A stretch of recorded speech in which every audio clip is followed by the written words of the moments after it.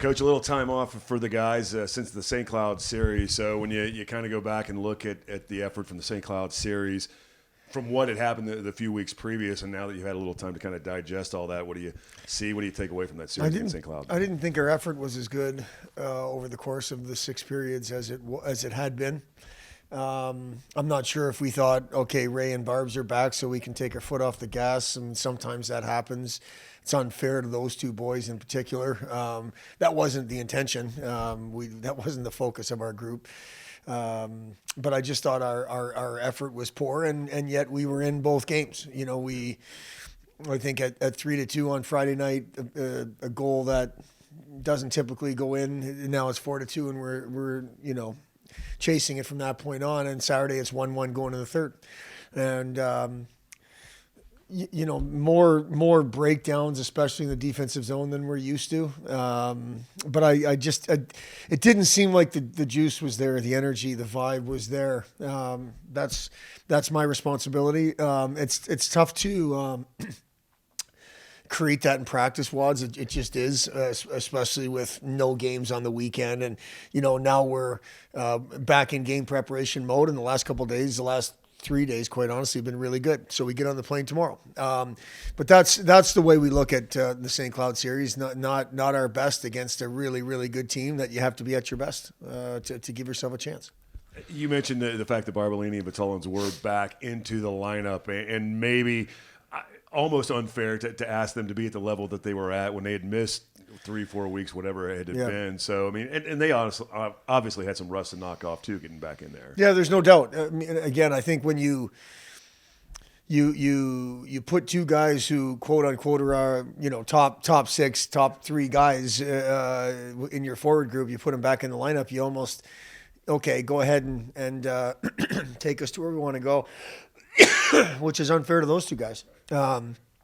Again, it wasn't intentional. It was no one's fault. But the weekend before, with a depleted lineup, I thought, against a North Dakota team who's, if Denver's 3, North Dakota's 2, or vice versa. We're talking about splitting hairs here at the top of the country. They're a really good team, and we went nose to nose with them. So I just, the only thing I didn't, looking back at that weekend, I didn't love was our effort, and Ray and Barbs looked rusty. I mean, I think you said it. They 100% did. The videotape showed that. And hopefully these last, 6 or 8 days of practice have gotten them back into more of a routine, more of the routine that they're used to, and more game ready come this weekend, because obviously we're going to need them, not just this weekend, but as we go through the last 6 regular season games and into playoffs. Coach, we talk about getting pucks on net is always a good thing. It's always going to lead to good things. So has that been a point of emphasis this week? You mentioned good week of practice. Has that been a point of emphasis to try to get more pucks on net? It's a point of emphasis all the time, Drew. It's been from the beginning of the year. It's not been a point of emphasis this week. It's been a point of emphasis this year. Overall, our shots on goal are better than they have been in the past. We can still do more. We still want more. Typically, our shots on goal are based off of our effort, our forecheck, our puck play. Not necessarily guys not wanting to shoot or guys, choosing to pass or whatever. We usually, when we're right with effort and with puck play, that leads to more pucks on net, because it's just, we have the puck more of the time, or we're hunting pucks, or we're creating more turnovers, or whatever it is. With all of that comes more power play, which typically is more pucks on net. So when you look at it those ways, it's a process to get pucks on net. It's not just a matter of saying, let's get more pucks on net, but it has been a focus all year long. When I talk about the last 3 days of practice have been good, that's more juice, more energy, more vibe. Yes, execution. But for us, where it starts right now is how engaged our guys are mentally and physically. And that isn't necessarily just based on standings or results. That's this time of year, quite honestly. It is. These are 20-year-old boys. Anybody who, even teams that are fighting for something at this point, whether it's pairwise or standings or whatever, it's a little bit of the dog days. This is practice number whatever, a lot when you look at the season. So that's where, when I say it's been a good couple of days of practice, the vibe's been really good. Yes, the execution has followed. But I think for us to put pucks on net, it's 100% a process 5-on-5, and hopefully that 5-on-5 process leads to 5-on-4 opportunities as well. You mentioned power plays during that answer, and I think your special teams has been getting progressively better, but haven't had as many opportunities on the power play. Do you think that effort level, does that create more, does that get the other team chasing a little bit more? In my opinion, when there's second and third effort, then you're talking about hooking, you're talking about holding, slashing, those kind of things. It's not just, we obviously play very disciplined teams, very well coached teams, so they're not taking undisciplined penalties. But I think the harder we are to play against, with effort, with second effort, with intensity, energy, the more power plays we create for ourselves. I agree with you on the special teams. I think we've got that one unit with Axel and Hampus and Albin, like kind of the all Swedish unit there, with a couple of exceptions, had been rolling pretty good. And the other unit with Waldron and whether it's Rihards or Cox or whoever it is running it, now you put Barbs and Ray back in that group. Now that group looks a whole lot different. So we think we have a couple of opportunities to give ourselves a chance to score goals 5-on-4. We just have to get in those situations more. And that's what makes this league to me so special. Every team's got 2 power play. Yes, they've got a power play unit that's really, really good, but every team's got 2 that is really, really good. And we think now that we've gotten a little more healthy that we should have a couple options there. And obviously the penalty kill will get truly challenged this weekend, as it does most weekends. All right, so heading out to Denver, and ironically, this week and next week you're playing conference games against teams that you have not played against at this point of the year. Yeah. It'll be the only time we play them, at least in the regular season anyway. So Denver first up. Their offense is off the charts. I mean, they're putting the puck in the net, over 4 times a game. So it's how do you slow that down? What's the secret to success? Well, I think, there's lots of different ways. We have to get out of our own zone. We have to stay above things from a forecheck perspective in the offensive zone and all of that. We have to possess the puck more than we have against this team before. They possess it a bunch, and they make shifts difficult. Now you've got a 30-second shift of puck possession.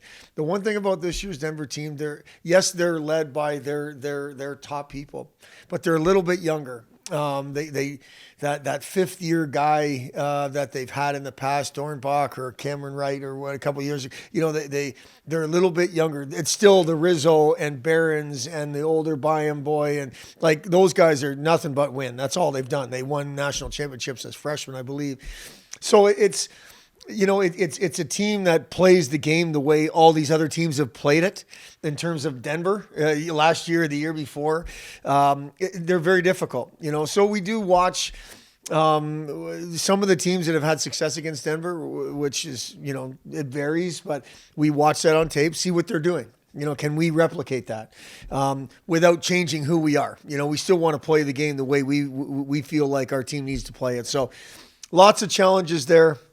As I said, they're 3 in the country, but they could be 1. Any other week they've gone out east and gone to Boston College and won, and not many people have done that. So this is a really, really good team, whether it's veteran or younger or whatever, or a mixture of both.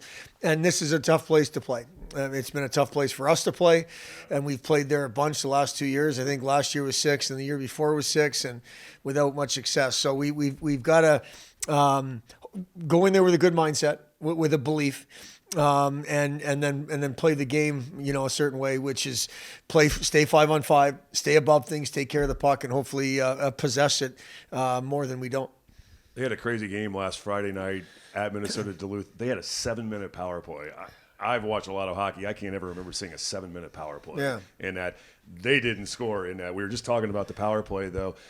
When you kill power plays, which Duluth did in that game, penalty kills can be – everybody looks to the power play numbers, but how big are penalty kills? Because that kind of spurred Duluth to come back. Yeah, no, they're huge. They're huge. They're a good, solid kill, a 7-minute kill, which I agree with you. You don't see it ever much, whatever. that can work just as well as scoring 2 on a 7-minute or a 5-minute or something like that in terms of in your favor, and those momentum swings. A PK can absolutely work as far as creating momentum for your team. And as you say, I think for Duluth it happened that way. Yeah, it did. Switching subjects here real quick, we're going to be talking to Rihards Simanovičs, one of your freshmen, talking about young players. Here's a kid now that's kind of worked himself into playing on the power play and quarterbacking a little bit. Tell me about his game and his development this year as a freshman. Well, we watched a lot of tape on him in the spring, last spring, and just kept seeing good things. I mean, a lot of the tape we watched, quite honestly, was with the World Juniors. He played on the Latvian World Junior team, and obviously you got access to those games and you watch them. And we watched him play against the top people in the world, the U.S. team, the Canadian team. Those are the top under 20 kids in the world, and he did just fine. He's got so much poise and so much just kind of calm to his game, almost too much at times. So we need to speed him up. Like I think that where he came from, the North American League, yes, there's limited time and space, but there's more time and space than you have out here. So you feel like you've got more time than you do. Most freshmen, we're telling them, just relax, things are going to slow down a little bit. For him, it's already slow. So we're telling him you got to speed up a little bit. But what we've learned, and not just the coaches, but every teammate, every player on our team realizes that he's got things you can't teach offensively. Obviously, he's got some size. He's a competitive boy. Like he's got no problem going nose to nose with people, and I think he's got a really good chance to be a good player for us in the top league. So it's a little bit of a surprise. We've been kind of waiting for something from a standpoint of, okay, you're not quite sure, and then he gets here and he pops a little bit. Just my word. But he's a great kid. He's a great kid. His mom and dad were here last week or 2 weeks ago and spent some time with them. And you don't have to figure out how he's such a great kid after spending time with them, because they're great people. But he's a calm kid. He's a really smart kid. He does very well in school. Like, just lots to love about this kid. And I think that's what college athletics is. You take a chance on a great kid, not a great hockey player. And hopefully the wiring of the boy makes him into a great hockey player. And that's what this is. This kid has some tools, but it's his wiring that's going to make him great. I'd love to end on that, because that's such a great way to talk about it. Just as we go to Denver this weekend, you had a week off health-wise for the team. Injuries have been a major factor all year. What's the health-wise heading into Denver? No different, unfortunately. Neaton and Hallen, I thought, would be back this weekend. That's not the case. And Frankie and Michael Feenstra. Michael Feenstra had surgery, so his season's over. And I think all indications are Frankie's season's over. So unfortunately, we didn't get healthier from the St. Cloud series, but I do think getting, as we've said, getting some guys into more practices and getting back into game routine or practice routine to lead to games is a good thing. Hey, Richard, after the series of St. Cloud a couple of weeks ago, it was 2 weeks ago, you had a little time off in between there. So kind of thinking about that series and how it went, a couple losses in that one, and then now trying to kind of put that all behind you and head into the home stretch here. How has this kind of little time off been for the guys? Yeah, I would say it's been really good. Get some time off, catch up on schoolwork, stuff like that, and just kind of take more time to relax and take care of your body and rest a little bit. So we're ready to go now. And I would say it was a pretty big success, and we got that time off, and now we're ready to go and had 2 good weeks of practice, and we're ready. So how much do you try to put that series behind you? What do you take from that series? Because the guys, there have been some really, really close games leading up to those series, and then St. Cloud came in. They've got a lot to play for, and maybe things didn't go quite as well as they had been going there. So how much do you put all of that behind you? I would say we just take the things we need to learn from, take the kind of the bad stuff, chalk it through, analyze it, see what we could do better and stuff like that, and kind of take away the teaching points and learn from that, and then kind of put it away and focus on the next step ahead. And that's kind of, I think, what we do here. We go over the video, see some mistakes, see some good stuff, not only the bad stuff. Good stuff's important too. So we take care of that, and then we're focused on the next week, and we're ready to go next week. Looking at the 2 weeks prior to the St. Cloud series, really close games. Right there, and just narrowly not able to get the win, to then have the St. Cloud series and it, not as close as those other ones have been. Does that make you hungrier going into this upcoming series? Yeah, I would say for sure it's like builds up a frustration for us. So because we played good and then last series wasn't as good as we hoped for, so I feel like there's a frustration coming from us, and that's gonna be our fire in the belly. That's gonna get us going this week, hopefully. You've personally you've gotten more ice time on the power play. You running the point on the power play and starting a number of games. How have you been able to grow as a player over the course of this season? Yeah, I would say my growth's been pretty big, honestly. I didn't hope for it to go out as good as it went, so, but I think it's been a lot of effort from the coaches and from all the teammates and all the support staff around here that were able to support me and just get me to here and where I am now. So in the St. Cloud series, seemed like there was a premium on shots. Weren't able to get as many pucks to the net. We all know good things happen when you can get pucks on net. Mm-hmm. What can you and the fellow Blue Liners do to drive sort of the offense and bring more pucks to the net to allow guys to kind of clean it up in front? Mm-hmm.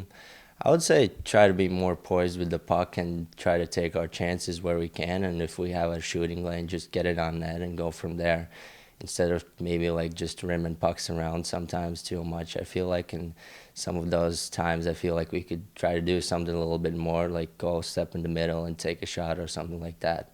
Just try to see where the opportunities are and try to get the pucks on the net when we can. And kind of to expand on what Drew was asking you a little bit before that, tell us about your game, because I've watched a lot of times near the blue line. You've made some really good stick handling moves to get open, to get some shots on that, to get the puck at least towards the net anyway. So tell us a little bit about your game. What are your strengths? Yeah, thanks. Yeah, that's something I definitely try to work on, maybe try to create some plays where no one's expecting them in a way.